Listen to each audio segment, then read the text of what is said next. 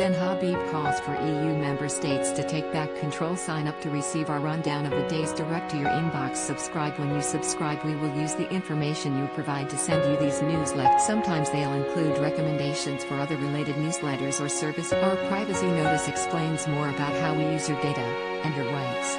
You can unsubscribe at any. And former Brexit Party MEP Mr. Habib stressed Brussels was treating the UK with contempt as he urged Mr. Johnson to pull the plug on the lousy. The UK is currently banned from exporting untreated shellfish to the continent, with the European Commission confirming the rules were permanent, despite previous assurances by DEFRA they would be phased out after. However, an investigation by the Politico website indicated other sectors were also impacted, including chilled meat such as sausages, ground meat and burgers, seed potatoes, and ungraded eggs, in other words, eggs which are not of sufficient quality to be sent to packing.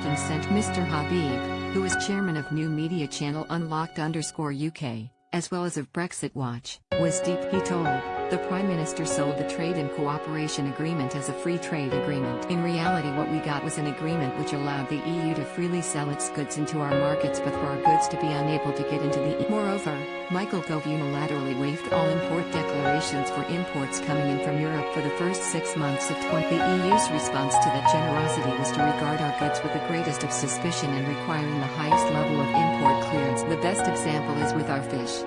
It would be farcical, but for the seriousness of the matter, that the EU can fish in our waters unfettered and take back to the continent whatever it likes, whereas fish we catch in our own waters are prohibited from entering the EU. Referring to the ongoing export restrictions, he added, as ever the EU is treating the UK with contempt and our politicians and leaders are asleep on the job. The TCA is a lousy agreement, and the sooner the Prime Minister wakes up to that and takes action.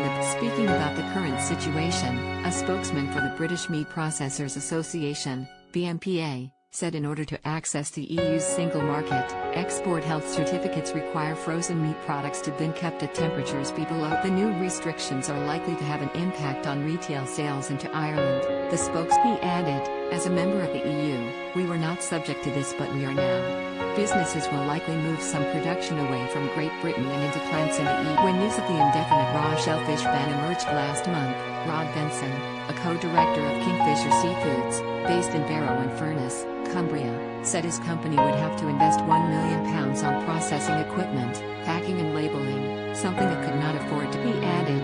He explained, our business relies almost entirely on sending live cockles and mussels for further processing, and our sales have dropped off a cliff since December 31st. We were bracing ourselves to keep going until April, but this news has all but destroyed any hope we had at the trending. This is not a teething issue.